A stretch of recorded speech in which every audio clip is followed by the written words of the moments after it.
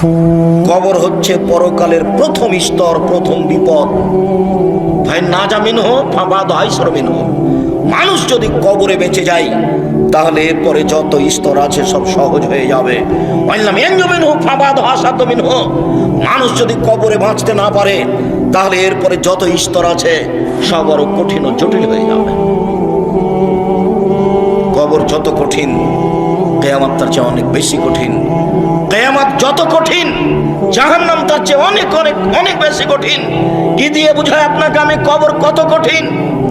রাসূল সাল্লাল্লাহু আলাইহি ওয়াসাল্লাম বলেন, যখন তাকে কবরে জিজ্ঞাসা করা হবে দ্বীন সম্পর্কে, মুহাম্মদ সাল্লাল্লাহু আলাইহি সাল্লাম সম্পর্কে, ইসলাম সম্পর্কে সে যদি উত্তর দিতে না পারে, ইয়াযরিবু জারবাতান, এত জোরে তাকে ফেরেশতা মারবেন, ইয়াসিহু সাইহাতান, সে বাপরে মারে করে চিৎকার করবে, ইয়াসমাউ মা বাইনাল মাশরিক ওয়াল মাগরিব ইল্লা সাকালাইন, সারা পৃথিবীর জীবজন্তু, কীট পতঙ্গ, পদার্থ, জড় পদার্থ সব কিছু তার চিৎকার শুনতে পাবে, মানুষ আর জিন শুনতে পাবে না।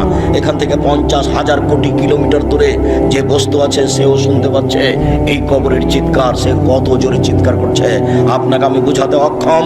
মুহাম্মদ সাল্লাল্লাহু আলাইহি ওয়াসাল্লাম বলেছেন, যে মারে সে চোখে দেখে না, যে মারে সে কানে শোনে না, যে মারে সে ফেরেশতা, তার রং বিভিন্ন ধরনের, কালো নীল, ভিন্ন ধরনের রং, চোখে দেখে না, কানে শোনে না, কোথায় মারছে আর চিৎকার যে করছে ও শুনতে পায় না, যার কারণে তার মারার গতির পরিবর্তন হয় না।